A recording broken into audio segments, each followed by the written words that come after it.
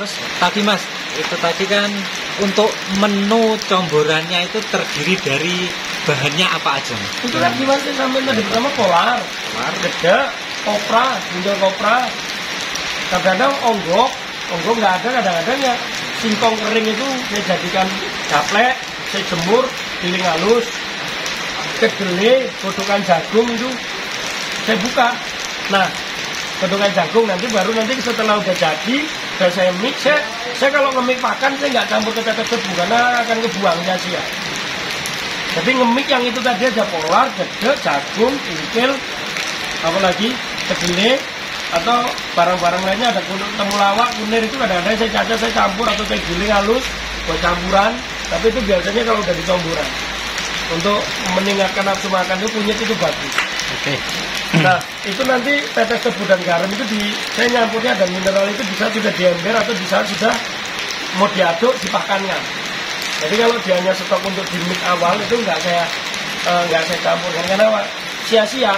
Jadi tetes tebu itu kan gumpul Mas. Kita ngaduk pakan sampai 1 kintal misalnya kan, 1 kilo tetes tebunya. Apa mungkin dia nyampur? Kan gruel itu Mas, kalau gruel. Jadi nanti saya nyampurkannya di saat sudah diember, saya campurkan nanti.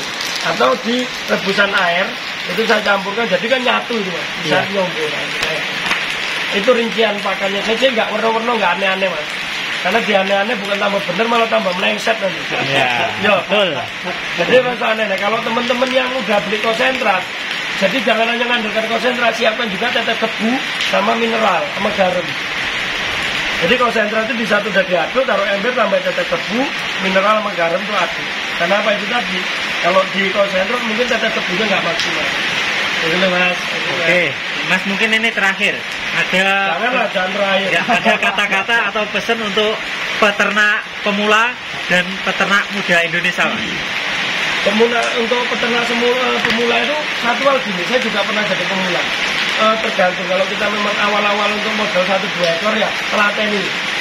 Tapi jangan jadi patokan, jadi penghasilan. Tetap kita nyari penghasilan di luar selain peternak kita. Contohnya peternak ini jadikan hobi dulu, senang dulu kita, sayangi dulu peternak ini, dirawat dulu itu sapi-sapi kita. Tapi kita tetap nyambi kerja. Jangan berharap ya dan ini dijual untungnya, nggak bisa. Biar apa? Biar di saat kita punya hasil, sapi kita butuh makan yang enak, kita punya duit untuk membeli. Jadi kalau kita nggak punya penghasilan yang di luar, kalau kita merawat sapi aja, begitu sapi ingin makan yang enak, contohnya konsentrat dan lain-lain, kita sudah bingung. Ujung-ujungnya keluarnya apa? Keluarnya cuma satu, orang kuat ngoeng mangan. Nah, ya kan? Orang kuat ngoeng mangan. Karena apa? Ya kita ngarepkan dari sapi itu aja, nggak mau kita cari pahal atau cari usaha yang di luar selain peternak. Tapi nanti kalau ya peternak itu bisa jadikan hidup. Contohnya nanti kalau udah banyak, kita mainnya udah di pasar, di wilayah mana kita bermain di pasar, wirawiri, buang yang besar, beli yang kecil, dirawat lagi, yang besar beli yang kecil, siklusnya itu kan akan kelihatan. Bisa. Tapi kalau kita masih sekedar hobi, seneng, ya kita harus cari tempat makanan pahal atau penghasilan dari luar ternak kita juga. Nah pesan saya cuma satu ya, jangan mudah kendor, jangan berambisi makannya itu seperti apa itu untuk betul-betul ini tidak perlu. Zamannya mbah-mbahnya kita itu sapi itu besar-besar, dia nggak perlu pakai konsentrat, rumput aja. Tapi kalau mbah-mbahnya kita dulu ngerawatnya benar-benar pakai perasaan, jadi ambisi pinginnya belajar nggak perlu itu. Perlu, tapi jangannya nggak usah terlalu ambisi, nggak terus bergebu-gebu untuk ngasih makannya yang apa. Nah tadi ada yang tanya juga Mas, bagus apa pengemukan atau breeding? Tergantung. Kalau kuat modalmu breeding. Kalau modalmu hanya ibaratkan modalmu untuk ngasih makan sapi itu nggak mampu ya, ibaratkan apa? Kalau untuk modalnya kuat breeding pengemukan. Tapi kalau modalmu kuat breeding. Kalau modalmu kuat pengemukan, kalau modalmu nggak kuat breeding. Oh iya. Nah ini kan. Soalnya gitu. Karena gini, sebenarnya breeding itu menghasilkan kalau untuk peternak. Kita cerita tinggi ya, nggak usah cerita rendah ya. Ini kan pandangan aja ya. Kita punya 100 ekor. Ini udah pernah saya cek. Pernah 100 ekor untuk indukan. Dalam waktu 15 bulan, yang jadi cuma 60 ekor, 60%-nya. Berapa satu ekor harga pedet? Taruh rata-rata 10 juta. Karena ada betina, ada ini. Makanya pedet berapa bulan bisa harga 15-20 juta. Bener ya, Pak? Ya? Nah, kita ratakan 10 juta. Dari 100 ekor yang jadi 60 ekor selama 15 bulan. 10 juta kali 6 udah 60 juta. 600 juta. Bener lah? Iya. 40 ekor masih bisa dirawirin untuk apa? Dan breeding makannya nggak ribet. Carikan jerami, carikan rumput, orang perlu di nombornya itu bisa dia melahirkan. Atau setelah melahirkan untuk biar kadar susunya itu banyak untuk nyusui biar pedetannya itu maksimal. Yo. Tapi kalau kita modalnya gede, penggemukan silakan. Karena apa? Dan kita juga harus punya target lah. Penggemukan itu jangan ngawur juga. Penggemukan setahun. Itu masih pakai duit. Minimal gitu penggemukan. Tapi punya cadangan uang untuk makannya dia selama 3 bulan. 3 bulan jual. Keuntungannya untuk muterkan lagi. Gitu loh. Iya. 3 bulan, 4 bulan sekali itu. Kalau udah gemukin setahun itu angel. Itu namanya bukan nyari ini. Jadi jangan kita makannya udah begitu kan. Nah terus apa lagi nih? Yang kemarin. Mas, aku ingin ternak tapi nggak beli modal, ya kan? Bersihkan namamu di tempat orang lain, jaga mulut lain. Yaitu tadi mungkin kan minjem bank, ada kan? Ya. Saya minjem bank mas, ternak sapi, kok modalnya apa untungnya nggak besar. Kalau kamu utang bank, kan ada itu tempo bank itu sampai 1 tahun bisa bayar gitu ada ya? Ya. Ada yang 1 tahun baru bayar tuh buat program peternak itu. Dia ngambil uang di bank untuk 1 tahun dibayar, habis itu dia beli sapi ngurusinya setahun, itu boncos. Itu kalau untuk beternak asli harus mengadem. Contohnya gini, ngambil bank 50 juta, ya kan? Beli sapi, 4 bulan sekali harus keluar. Dia dapat keuntungan, ya kan? Beli sapi 2 ekor, dirawat 4 bulan, mau untung rugi jual. Beli lagi, 4 bulan rawat, untuk rugi jual. Beli lagi, biar ketahuan. Nah kalau seandainya kita 50 juta beli sapi, 1 tahun ngurusi, tahun depan habis itu mikirnya bayar. Ya karena aduh, gitu ya, bayar orang yo, ketutup enggak kan gitu. Tapi kalau kita 4 bulan sekali, kita udah tahu itu. Berapa saldo kita, berapa keuntungan kita, berapa kerugian kita. Jadi kita udah aman posisinya. Iya, betul. Ya. Jadi kalau yang utang bank ini jangan merasa adem, nggak boleh. Contohnya itu karena apa? Pertumbuhan sapi itu nggak bisa stabil, Pak. Pertumbuhan sapi yang saya pelajari dan sapi itu nggak bisa stabil. Jadi ada masa 1 bulan, 2 bulan, 3 bulan naik. Ada masa 3 bulan ke depannya itu agak rendah, ya kan?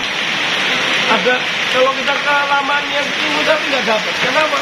Naik turun bobot ABG badan lagi. Jadi kalau untuk memang kalian modalnya besar, banyak, jadi peternak hobi, silakan kalian merawat nanti tahun, 2 tahun, 3 tahun. Tapi kalau kalian masih dengan uang-uang pinjaman atau yang lain-lain, mainkan, puterkan. Jadi minimal selama uang itu masih kita puterkan selama 2, 3, sampai 4 kali dalam 1 tahun. Sampai masa apanya itu habis lah, temponya itu apa, deadline-nya itu habis. Seperti itu. Teman-teman masih ada? Sudah? Mungkin ada yang ditanyakan lagi untuk bapak-bapak dan satu hal yakin lah. Tapi kita ya, awal mula lembu benggolo breeding apa pengemukan itu? Pengemukan. Awalnya 5 ekor. Atau dari jumbo? Enggak. Sapi-sapi kecil ada 21 juta, 12 juta, 13 juta. Paling mahal itu 22 juta, Pak. Apa Mas? 22 juta. Jadi ada 5 ekor. Terus saya jalan-jalan ke pasar, main ke tempat teman, saya dapat Arjuna Boeing 3 ekor, tuker 1 jadi 3 ekor. Tapi karena ketekunan dari kuletan saya, di saat saya mau maju ya saya harus kreatif. Jadi saya menghindarkan hal-hal kesenangan saya daripada saya habisin duit, saya beli pedetan lagi. Jadi belum jumbo, Mas. Saya jadi masih pengemukan. Nah, berjalannya waktu saya berpikir, Kalau aku sekolah, kalau saya kan prinsip karena saya masih ada penghasilan di luar ya. Kalau sekolah aku cuma satu mata pelajaran, kapan aku pinter yang lain gitu. Akhirnya apa? Aku breeding kan gitu kan mas. Nyoba TE, nyoba IB, tapi ya penuh dengan risiko, kerugian, ya kan? Bukan terus untung mas, ada lagi ABCD-nya itu masih banyak. Kenapa saya bilang, kalau orang bilang breeding, pengemukan dulu, nanti berapa tahun, kalau ini udah berhasil, baru breeding. Jangan disamakan, nggak akan yang bisa berhasil. Yang namanya sekolah itu pasti banyak mengeluarkan biaya. Kalau aku nunggu 3 tahun baru aku breeding lagi, lah umurku berapa tahun, nanti malah nggak pinter, malah mati duluan, ya kan? Akhirnya tak bentrokan antara penggemukan dan breeding. Yang penting berani rugi, ya berani untung ya berani rugi, ya kan? Intinya itu. Terus tekun, jangan mentang-mentang apa langsung dimasukin, ya apa namanya, wirawiri apa terus di apa namanya, meliaranya itu nggak maksimal gitu apa mas. Jadi saya pertamanya itu di penggemukan dengan 5 ekor. Ya proses saya silaturahim ke teman-teman, saya senang dengan sapi besar. Akhirnya saya jaga silaturahim, kadang-kadang saya cuma suruh bawa dulu, bayarnya nanti. Dan alhamdulillah sampai sekarang inilah kandang saya, sampai wujud ke kandang atas. Ya kita juga. Oke, sehat terus mas ya, sukses selalu buat Mas Joko dan Bunda usahanya. Amin, jangan lupa tetap bermanfaat, jangan lupa tetap memberikan yang terbaik buat teman-teman di sekelilingnya. Amin. Intinya jangan pernah pelit berbagi ilmu, karena ilmu itu juga diberi. Kalau kamu udah pelit berbagi ilmu, pelit berbagi apapun, disetor sama Allah, habis kamu ngapain. Jangan merasa diri kita pintar, jangan merasa diri kita punya, karena sejatinya itu semua titipan. Wabillahi taufiq wal hidayah. Wassalamualaikum warahmatullahi wabarakatuh. Salam ternak, salam ngarit, sukses peternak Indonesia. Selamat.